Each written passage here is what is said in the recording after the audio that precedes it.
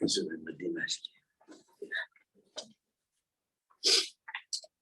Donc, je pense qu'on vous a dit qu'on parlait de la famille. La famille. Donc, je propose de commencer avec quelques passages. Je vais juste les lire, je vais vous donner les références en lisant, mais qui parlent des pères et des mères, Dieu en tant que père et Dieu en tant que mère. Vous en connaissez certains sûrement. En Deutéronome 8:5, reconnais dans ton cœur que l'Éternel ton Dieu t'éduque comme un homme éduque son enfant. Ésaïe 64:7, cependant, Éternel, c'est toi qui es notre Père. Nous sommes l'argile, tu es notre potier.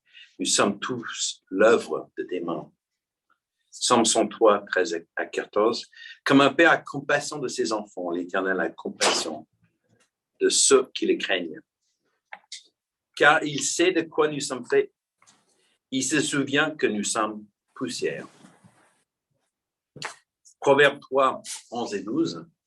Mon fils, ne méprise pas la correction de l'Éternel.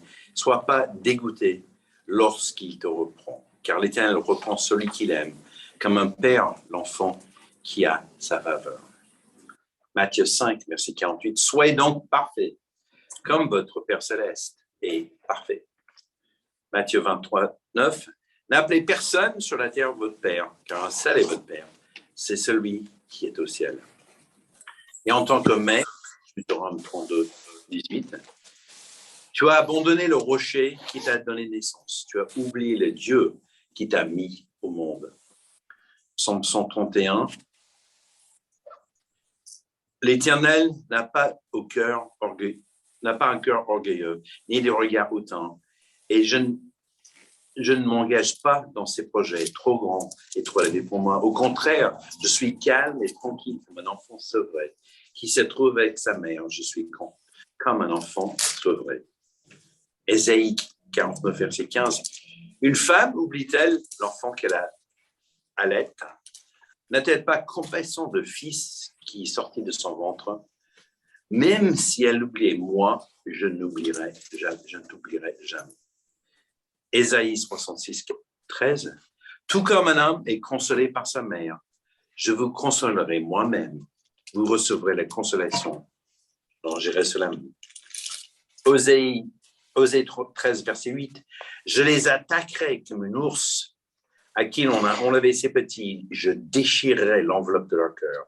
Je les dévorerai comme un lion. Les bêtes sauvages les mettront en pièces. Et parlons de Jésus en Luc 13, 34. Jérusalem, Jérusalem, toi qui tues les prophètes et qui lapides ceux qui te sont envoyés, combien de fois j'ai voulu ramasser tes enfants comme une poule rassemble sa couvée sous ses ailes et vous ne l'avez pas voulu. Et Éphésiens 2, verset 17 à 20, verset 17, il est venu annoncer la paix à vous qui étiez loin et ceux qui étaient près. À travers lui, en effet, nous avons les uns les autres accès auprès du Père par le même esprit. Ainsi donc, vous n'êtes plus les étrangers ni les résidents temporaires. Vous êtes au contraire concitoyens des saints, membres de la famille de Dieu.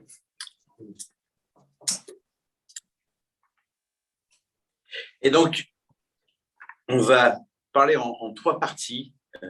La famille physique, notre passé,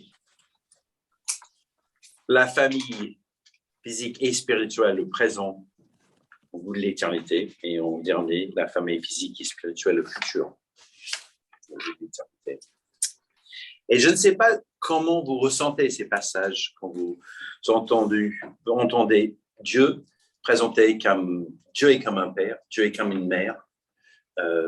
C'est des passages très imagés, mais notre réponse à ces images de Dieu peut être assez colorée par la famille dans laquelle on a grandi.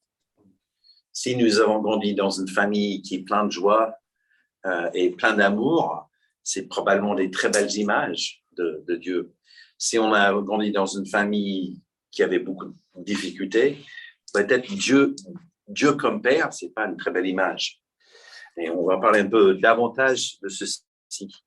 Mais je pense à quelques détails que Dieu a voulu dans ces images. En premier, je pense qu'à l'amour inconditionnel que Dieu a voulu montrer avec cette image de Père.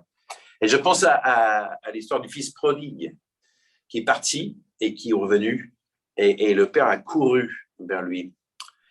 Et je ne sais pas si c'est une histoire qui nous parle en disant, oui, mon Père, il aurait fait la même chose. Mon Père serait sorti courir vers moi et mettre ses bras autour, ou est-ce que mon Père a dit, je t'ai dit que ça se passerait comme ça. Tu n'auras plus rien. Va-t'en. Et on a certains parmi nous ont peut-être eu des pères comme ça. Et c'est peut-être même difficile d'imaginer un père qui a un amour inconditionnel. Je pense aussi à le soutien dans les difficultés de la vie. Et cette idée qu'auprès de Dieu, c'est un lieu de sécurité. On a cette image dans les psaumes où la personne qui écrit dit je suis comme un enfant sevré qui met sa tête sur sa mère. J'ai trouvé un passage très touchant en Ésaïe 41, verset 13, qui dit « En effet, c'est moi l'Éternel, ton Dieu, qui empoigne ta main droite et qui je te dis, n'aie pas peur, je viens moi-même à ton secours. » Donc ça, c'est une très belle image de Dieu. Je tiens ta main et je dis, n'aie pas peur. Et ça, c'est l'image que Dieu voulait communiquer en disant, je suis votre père, je suis votre mère. Je tiens ta main, n'aie pas peur. Mais je sais pour certains parmi nous, c'est peut-être pas l'image qu'on a de nos parents. Je pense à l'idée de respect et douceur. Pas de violence physique, pas de violence verbale. Je sais qu'il y a un truc qui m'énerve au plus haut point, c'est de voir des parents dans la rue avec un enfant qui est désobéissant. Et les parents crient auprès de l'enfant. Et le nombre de fois que j'ai entendu les parents crier, et pardon l'expression, des cons à un enfant de 5-6 ans. Et je dis, c'est d'une brutalité inimaginable de dire, mais qu'est-ce qu'un enfant peut faire avec un truc pareil? Et Dieu, il a toujours ce respect, cette douceur. Et je sais pour certains, et c'est vrai dans le monde entier, cette image de parents n'est pas tout à fait comme ça. Je pense qu'il y a une partie aussi, il y a une préférence pour les enfants.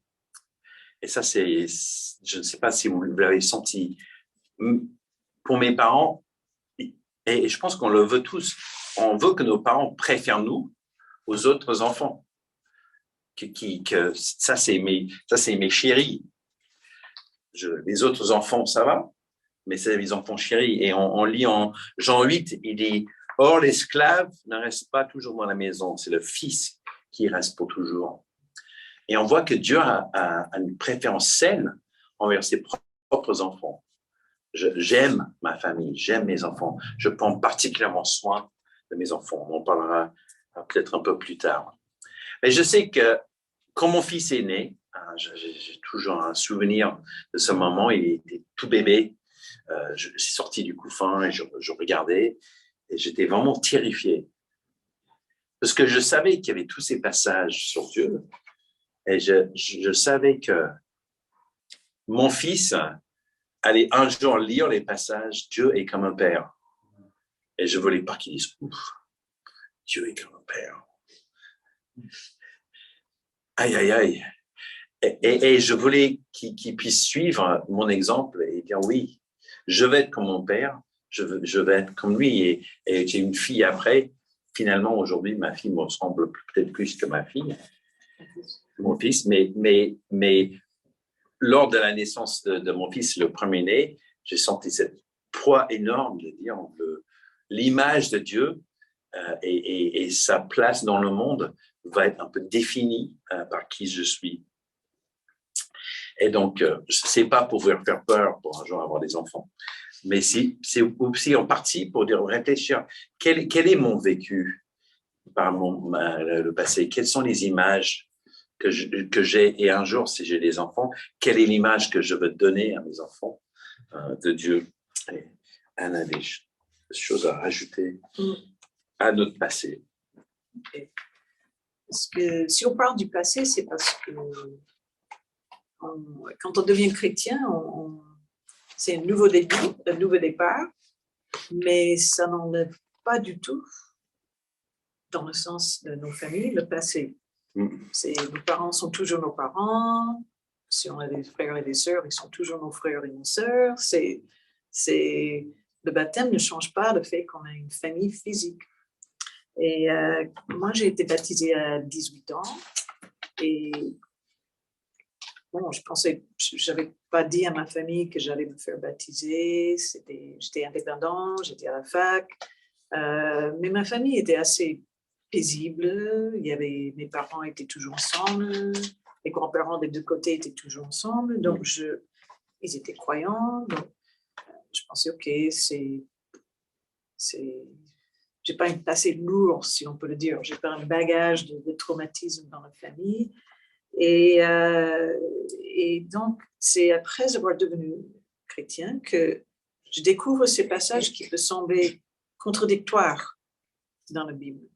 Je pense qu'en Matthieu 10, quand il dit que ne pensez pas que je sois venu apporter la paix sur la terre. Je ne suis pas venu apporter la paix, mais le combat. Je suis venu séparer l'homme de son père, la fille de sa mère, la belle-fille de sa belle-mère.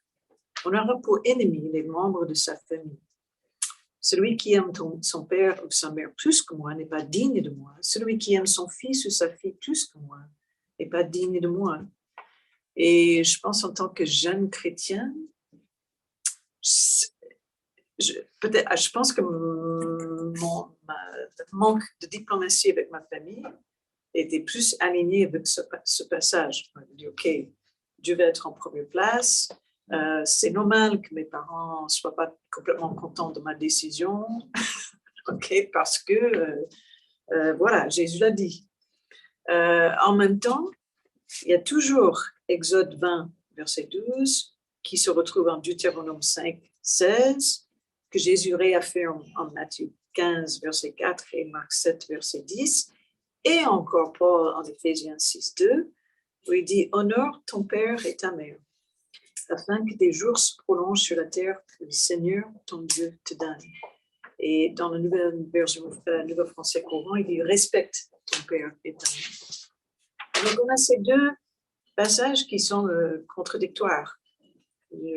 Qu'est-ce que je fais donc par rapport à ma famille, par rapport à mon passé? Et quelque chose que j'ai appris il y a juste quelques années, parce que j'ai fait la formation de relations d'aide pendant 3 ans. Mais dans cette formation, il faisait remarquer que le verset en Exode 20 ne dit pas tes parents, honore tes parents, mais ton père et ta mère. L'idée que nos parents sont des individus, 2 individus, chacun à part entière, et quelque part ça change quelque chose. Quand on fait la distinction quand même, il y a ma mère, il y a mon père. Et ça peut nous aider avec la suite, donc cette idée de honorer, qu'est-ce que ça veut dire en hébreu? Ça veut dire, le sens littéral, c'est donner du poids. Dans le grec, c'est fixer la valeur, fixer le prix. Et donc, en fait, dans le mot, il y a l'idée que c'est une évaluation culturelle construite des actions d'une personne qui détermine la valeur d'une autre personne, comme son prix ou sa valeur pour la communauté. Et donc, il y a une idée d'évaluation. Et une des choses qu'ils ont fait remarquer dans la relation d'aide, c'est que souvent, les gens pensent à ce commandement et disent je ne peux pas remettre en question mes parents. Je dois que respecter, c'est vénérer quelque part, c'est une certaine révérence envers mes parents. Donc, je ne peux pas évaluer mon passé. Et donc, ça peut aider justement de penser qu'en fait, le sens du verbe, c'est quand même de donner le juste poids, d'avoir cette évaluation et de dire, OK, qu'est-ce que j'ai reçu de mes parents, ma mère, mon père, le bon, le moins bon, voire le carrément mauvais. On peut faire ça et on a besoin de faire ça même pour pouvoir après mieux comprendre notre relation avec Dieu et qui est Dieu. Et puis pour nous-mêmes, quand on s'avance dans la vie, si on reste célibataire, si on se marie, quels parents on va être, cette évaluation est quand même utile. Nos parents, ma mère, mon père, ce n'est pas un bloc que je ne peux pas questionner. Je peux évaluer leur impact sur ma vie. Et bon, je ne vais pas vous donner ça maintenant, mais avant de partir, c'est une liste de questions tirées du livre L'Église d'Emotionally Healthy Church et des questions pour réfléchir sur l'impact de votre famille sur vous en vue d'être plus libéré du pouvoir du passé. Parce que pas mal de ces questions parlent un peu des secrets de famille, des attitudes, des attentes. On a fait une clé de mariage récemment avec des jeunes mariés où justement on a parlé des attentes dans le mariage qui viennent souvent de ce qu'on a vécu chez nos parents et qui peut donc générer pas mal de conflits, pas mal de déceptions, pas mal de blessures, tout ce genre de choses, quoi. Donc ça, on ne peut pas, quand on est baptisé, juste faire abstraction de notre passé. Et dire, maintenant, je suis une nouvelle créature, je fonce et les gens sont loin derrière, quoi, ma famille. C'est vraiment quand même important de réfléchir sur l'impact de nos familles sur nous. Merci. Donc, maintenant, on est chrétien, on a toujours notre famille. Et qu'est-ce qu'on fait avec le présent? Je pense que l'image biblique de la famille, c'est que Dieu veut cette relation de famille pour nous tous. Il veut être notre Père, il veut qu'on soit frères et sœurs, et qu'on a cet endroit où on est en sécurité, où on a la grâce, qu'on prend soin de nous, qu'on s'entraide, et former une vraie famille. Donc du coup, je suis convaincu que Dieu peut combler les lacunes d'une famille très difficile de notre jeunesse avec l'Église, et une famille qui nous a beaucoup donné. On met tout ça ensemble pour compléter nos propres familles et faire une famille qui ressemble à la famille que Dieu veut. Et ce que Dieu veut, c'est que sa famille reste proche de lui jusqu'à dans la vie éternelle. C'est la volonté de Dieu qu'on reste proche avec lui. Et je pense qu'en tant que parent, je souhaitais que mes enfants grandissent, ils deviennent autonomes, ils vivent leur propre vie, ils tiennent debout sur leurs deux pieds, qu'ils n'ont pas toujours besoin de lait chaud le matin, que je prépare pour eux, qu'ils vivent leur vie. Et mon fils est parti à 17 ans à la fac aux États-Unis. C'était assez terrifiant de le laisser. Il disait au revoir, il était très, très heureux de prendre ses distances avec les maisons. Il voulait vraiment son indépendance.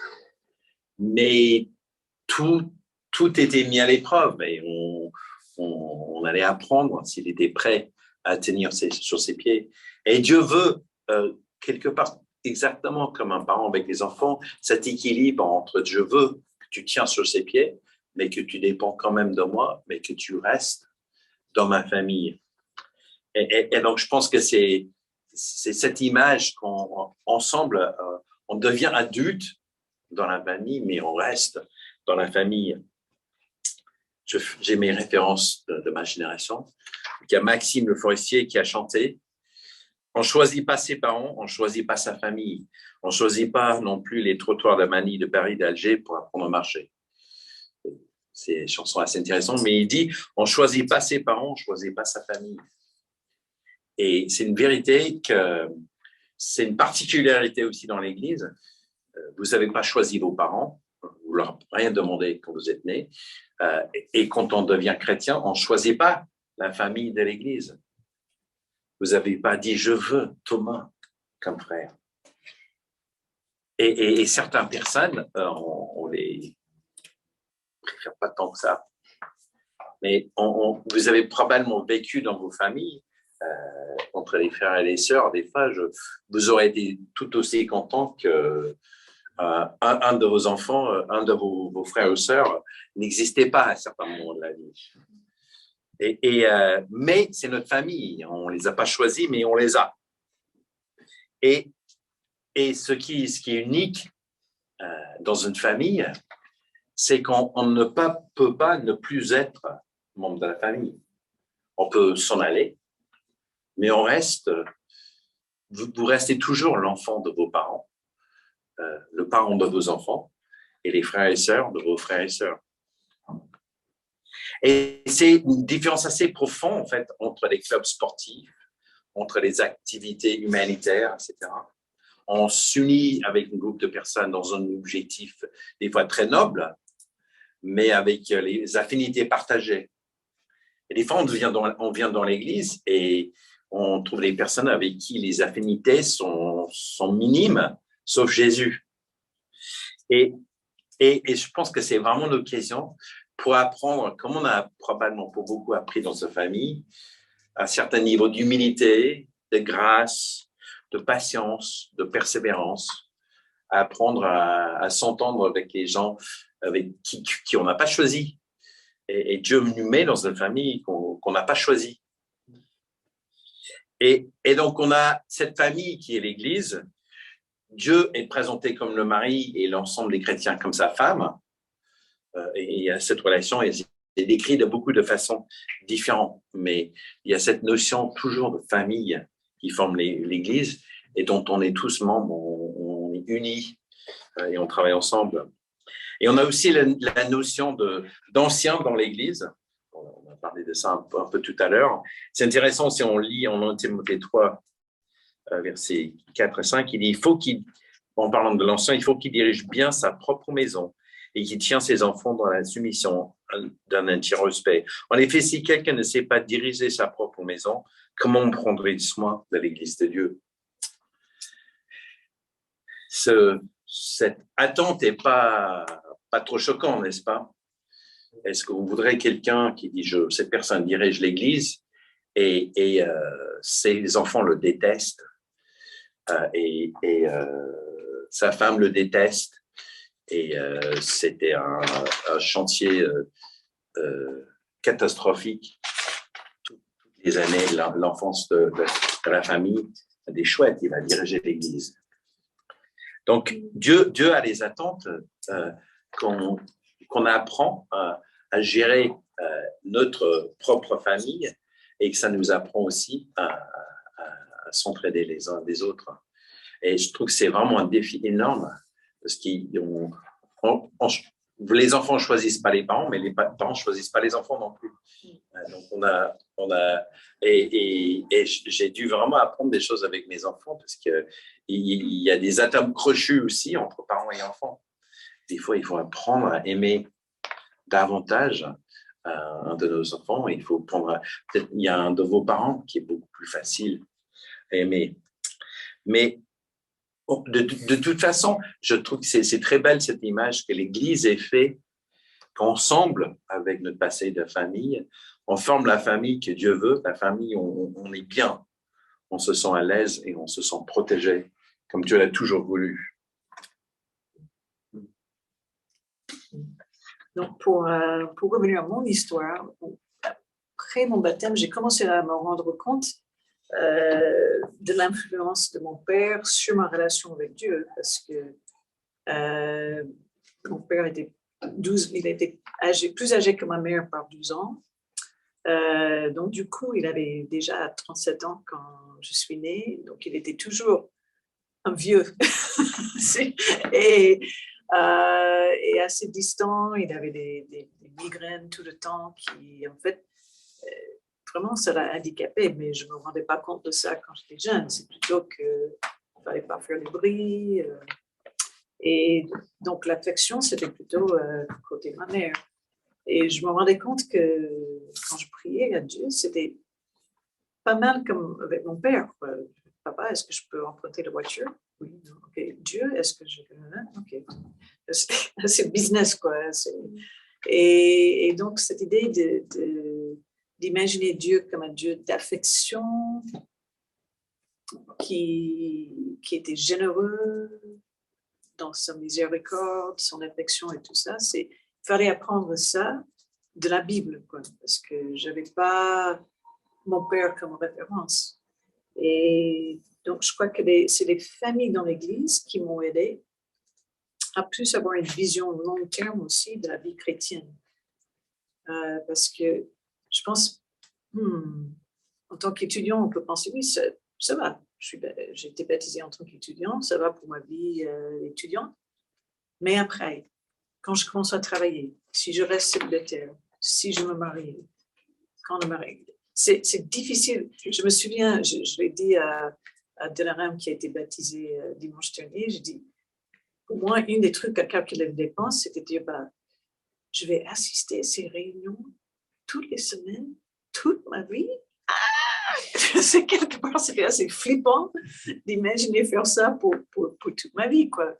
Alors là, c'est plus de 40 ans plus tard et ça va, quoi. Je me suis dit, OK, chaque jour suffit sa peine. Voilà. Et donc, c'est les familles dans l'Église qui m'ont aidé à avoir cette vision long terme. Et c'était plus facile parce qu'il y avait beaucoup de monde qui avait des voitures. C'était pas une très grande ville. Donc, il y avait une famille qui a souvent invité des étudiants déjeuner chez eux après le culte. J'ai vécu un été avec une famille qui me prêtait une chambre pendant que je faisais mes cours d'été. Une autre qui m'a hébergée le mois avant de se marier quand je n'avais plus d'appartement. Il y avait une proximité que je pense que certains d'entre vous ont avec les familles dans l'Église de Paris, mais que ce serait super de le développer, que vous ayez au moins une famille dans l'Église avec qui vous vous sentez proche, quoi. Parce que je pense que ça aide, ça m'a aidé et je suis toujours en contact avec cette famille qui nous a invités pour le déjeuner le dimanche. Et je le remercie tout le temps, quoi.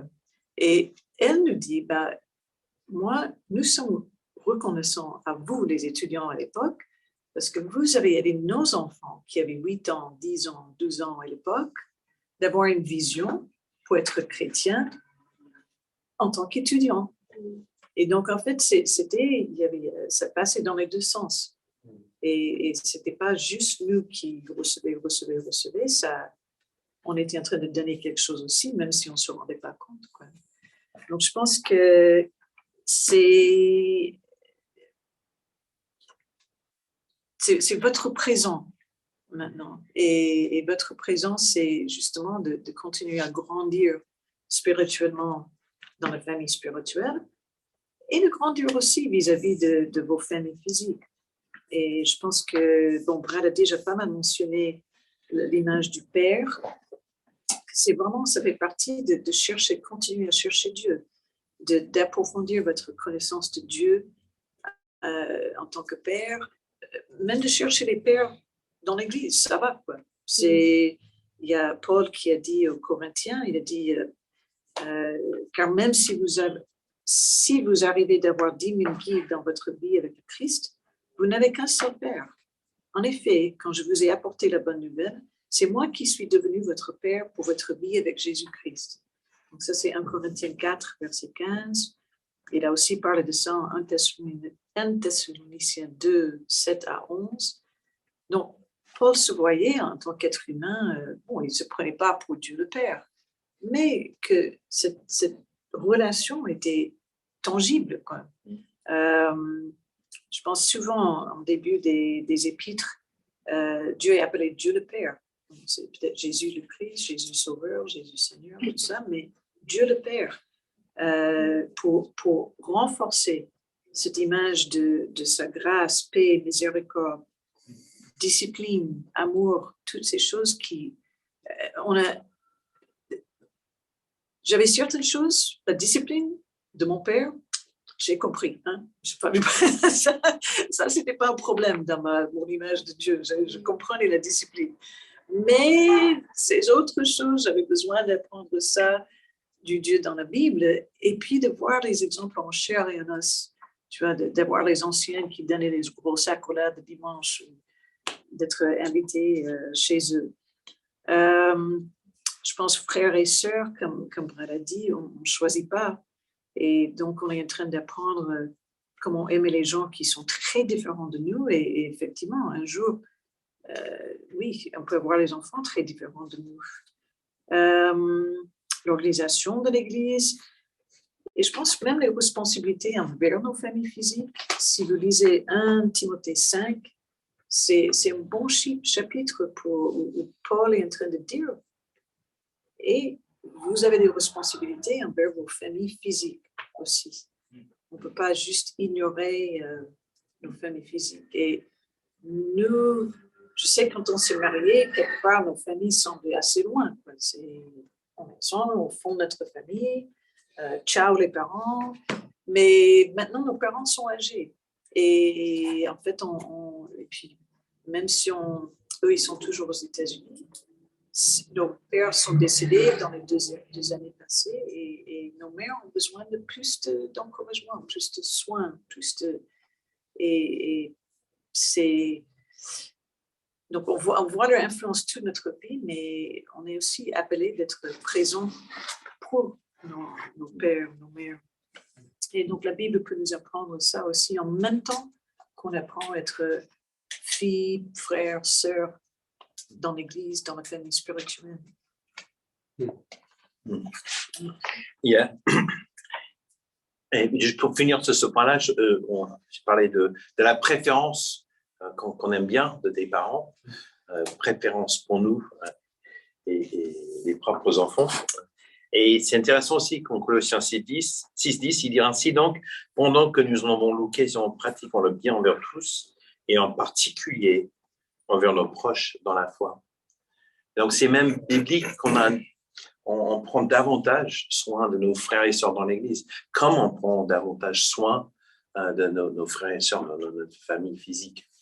Donc je pense que c'est intéressant juste de noter que c'est bien de prendre soin des gens dans la rue, c'est quelque chose de très, très positif, mais surtout de prendre soin en particulier envers nos frères et sœurs.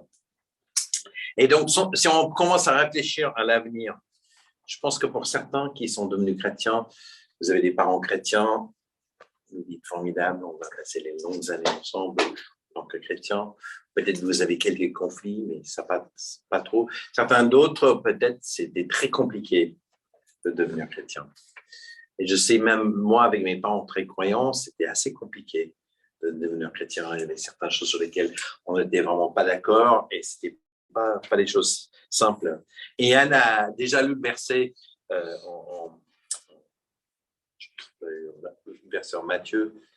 Il y a un verset similaire en Luc qui parle que Dieu n'est pas venu apporter la paix, mais l'épée sur la terre. Et je pense que c'est un peu facile de dire, bah ok, comme Dieu, je suis venu apporter l'épée dans ma famille. Et je vais dire mes 4 vérités à mes parents. Ils sauront de quoi je suis fait. Et un jour, ils vont voir la vérité. Et je pense que c'est vraiment important de se rendre compte que peut-être mes parents vont me résister sur ma foi jusqu'à mon dernier jour. Mais c'est pas une raison pour quitter Dieu et faire la paix avec ma famille, mais c'est pas non plus une raison pour faire la guerre à ma famille. Je sais que la maman d'Anne, venir avec nous dans un culte, c'est juste, c'est niette.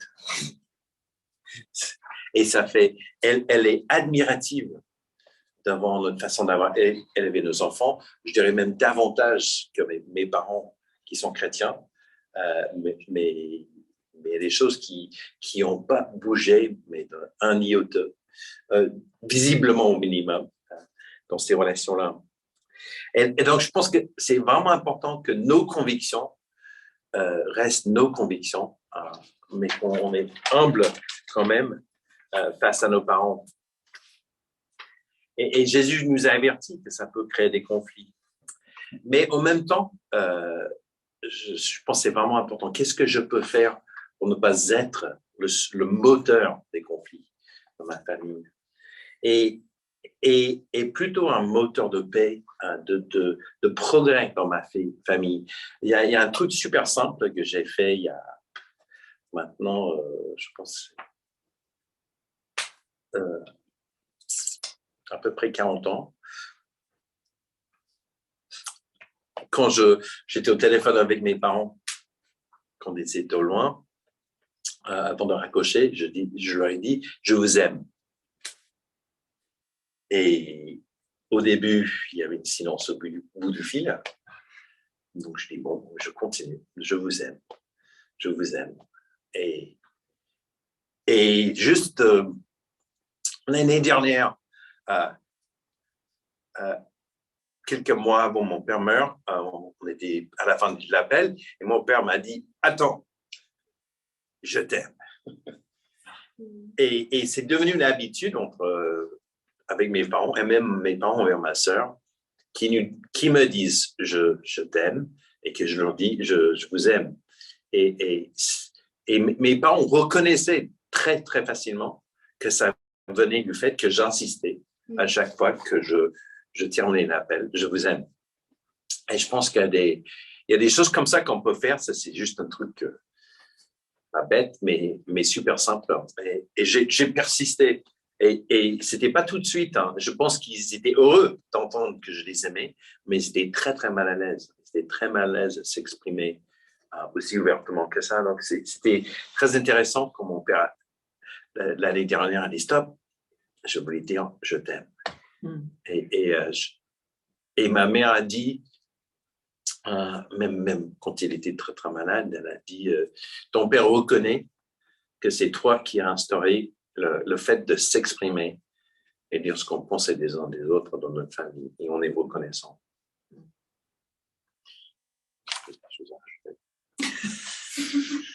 C'est difficile à dire ça. Non, mais avant d'être chrétienne, quand j'imaginais l'avenir, je disais, bon, ouais, je vais probablement me marier, mais vu les statistiques, mon caractère, je pense que je serais divorcée, ouais. Et avoir les enfants, non. J'imaginais que c'était ma sœur qui allait avoir, je sais pas, 3-4 enfants, et moi, pas du tout. En fait, c'est ma sœur qui n'a pas d'enfants, et moi qui j'en ai 2. Tu ne m'as pas dit que tu ne voulais pas d'enfants. Ça, c'était avant. Okay. Donc, je savais qu'il y avait des choses que je voulais imiter chez mes parents, que je pouvais imiter. Je pense que le fait qu'ils étaient toujours ensemble, c'est quand même ma fidélité qui est imitable. Mais il n'y avait pas d'autres aspects que je ne voulais pas forcément imiter dans la relation l'un avec l'autre. Certains mépris parfois de mon père envers ma mère, l'impact de ça sur ma sœur. Et quand mon père est décédé en 2020, quand quelqu'un meurt, il y a toujours une évaluation qui commence. Quand il y a une perte, on est en train d'évaluer la perte et de dire qu'est-ce qui aurait pu être mieux, ou différent, ou tout ça, quoi. Et donc, j'ai participé cet été à une Grief Recovery Method, 8 séances, et je ne savais pas à quoi s'attendre, quoi. Mais en fait, c'était bien. Ça m'a aidé justement à faire cette évaluation dont j'ai parlé même au début, et d'être plus en paix par rapport à l'impact, surtout l'impact négatif, mais ne pas oublier l'impact positif aussi de mon père. Mais du coup, c'était plutôt mon expérience dans l'Église qui m'a donné l'idée que le mariage était pour la vie, que le mariage était un engagement avec un autre être humain pour la vie, et que la clé était d'aimer Dieu en première et le mari en deuxième. Ça, c'est cette idée d'aimer Dieu en premier. Disons que face à tout ce qui se passe dans la vie, c'est vraiment la clé pour avoir l'espoir pour le mariage. Et puis, d'avoir les conseils, les enseignements de d'autres frères et sœurs, non seulement sur le mariage, mais aussi sur les enfants. Parce que on peut rigoler, mais un enfant naît avec les parents qui ne savent pas du tout ce qu'ils sont en train de faire. Quoi, tu vois, et les bébés ne sont pas nés de premier dans les bras d'un expert. Peu souvent, quoi. Peut-être si on est sage-femme, éducatrice, mais encore, son propre enfant est quand même différent. Et donc, l'idée de comment discipliner de façon juste, avoir les attentes raisonnables pour la désobéissance, pour la désobéissance, pour l'obéissance, prendre des décisions parfois, et pas dans la peur, à se remettre en question et à grandir nous-mêmes. Ça, c'est juste quelques exemples de ce qui l'Église nous avait aidés les uns les autres avec nos enfants. Alors, on ne sait pas, être marié, ce n'est pas une promesse de Dieu. Faire partie de la famille de Dieu spirituel, c'est une promesse qui a déjà été accomplie. Quoi. Et donc, dans notre situation, si on est célibataire, si on est marié, je pense que c'est bien de dire, OK, qu'est-ce que j'apporte à l'Église? Et notre fils, il a une petite amie. Nos deux enfants aimeraient bien se marier. Mais notre fille, elle n'a pas de petits copains. Quoi. Donc, je regarde elle, les autres frères et sœurs célibataires. Et l'Église a besoin aussi des célibataires parce qu'ils doivent vivre par une foi radicale. Une foi radicale. Et on a besoin de voir cette foi parce qu'ils n'ont pas d'époux sur qui il peut compter, qui peut les épauler, qui peut partager les factures, les dépenses, tout ça. C'est vraiment, il faut beaucoup de foi pour être célibataire. Et nous, l'Église, on a besoin de ça. C'est témoin de foi. Les couples mariés, c'est autre chose. Quoi. C'est plus la fidélité de Dieu, l'idée de fidélité qu'on espère voir dans les couples mariés. Et je pense que c'est pour ça qu'un divorce est vraiment un déchirement. Parce que c'est cette fidélité qui est cassée. Quoi. Et surtout quand on entend d'un couple dans l'Église qui divorce, ça fait vraiment mal au cœur. Quoi.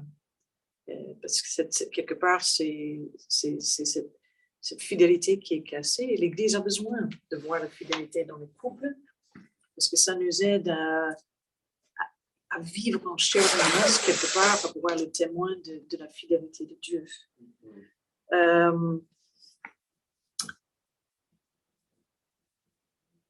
Donc, on sait en Genèse 2, 24, qui est repris par Jésus en Matthieu 19, Marc 10 et encore en Éphésiens 5, que l'homme quittera père et mère pour s'attacher à sa femme et deviendront tous une seule chair. Et donc, à un moment donné, avec le mariage, c'est le moment où on quitte en quelque sorte notre famille physique. Ils sont toujours présents dans nos vies, on a toujours des responsabilités envers eux, mais quand même, on fonde une nouvelle famille physique. Et donc, c'est possible qu'on a un peu peur de ce qui va revenir de nos passés dans nos mariages, dans notre famille. Quoi. On a un passage comme Deutéronome 5, 9, où Dieu lui-même parle du fait de punir à la quatrième génération la faute de ceux qui le détestent. Heureusement, Ézéchiel 18, qui nous aide à mieux comprendre ce passage, parce que Ézéchiel 18 parle beaucoup de nous sommes chacun responsables de nos péchés. Pas les responsables, les parents ne sont pas responsables pour nos péchés et nous ne sommes pas responsables pour leurs péchés. Ça, c'est un super chapitre à lire. Et donc, du coup, je pense en tant que chrétien, c'est important d'avoir la vision que si vous venez, quelle que soit votre famille, comme je dis, ma famille n'avait pas forcément un bagage très lourd, mais en tant que chrétien, on a cette possibilité de briser des cycles qui sont néfastes. On peut tendre vers une relation plus saine dans le couple, une relation plus saine avec nos enfants. On peut vraiment briser ces cycles qui fait pas mal de monde. On le voit je suis prof, je le vois tous les jours avec mes élèves. Et donc, bon, je sais qu'il est déjà un peu tard, mais j'aurais jamais imaginé avoir le mari et les enfants que j'ai aujourd'hui. Jamais. Et je pense que, en prie, en venant, la première chose qui sortait, c'était la reconnaissance de ce que Dieu a fait dans nos vies, quoi. Le chemin qu'on a parcouru depuis qu'on avait votre âge, et on était assis dans les réunions de mi-semaine avec le ministère des étudiants et tout. Je voulais aussi vous raconter un tout petit peu sur Miguel Dongui, si vous ne le connaissez pas, mais Miguel, il s'est marié il y a 11 ans. Lui et Eugene se sont mariés assez tardivement, quoi. Je pense qu'il avait plus de 40 ans. Et maintenant, sa mission avec Eugene, c'est de vraiment être un agent de réconciliation dans sa famille. Sa famille a payé vraiment un tribut lourd par rapport aux dégâts que son père a créés quand il est parti quitter sa mère et tout, quoi. Ça a vraiment eu ça fait des dégâts dans sa famille. Et le rêve de Miguel, c'est d'être cet agent pour la réconciliation dans sa famille, toujours avec l'espoir qu'ils vont devenir chrétiens, quoi. Mais c'est super encourageant de suivre leur histoire depuis plusieurs années et de voir les cœurs qui s'adoucissent et les gens qui vont parler les uns avec les autres, qui ne parlaient pas pendant l'un l'autre pendant des années. Ça me touche toujours. Et donc, j'espère que ce soir, vous pouvez partir avec une vision pour votre présent et votre avenir. Et dans vos familles physiques et dans vos familles spirituelles. Et ce que vous vivez, que le passé, le présent, l'avenir, que ça soit vraiment, que vous pouvez être comme moi dans 40 ans, faire la classe et dire, bah, j'aurais jamais imaginé être ici. Okay. Merci.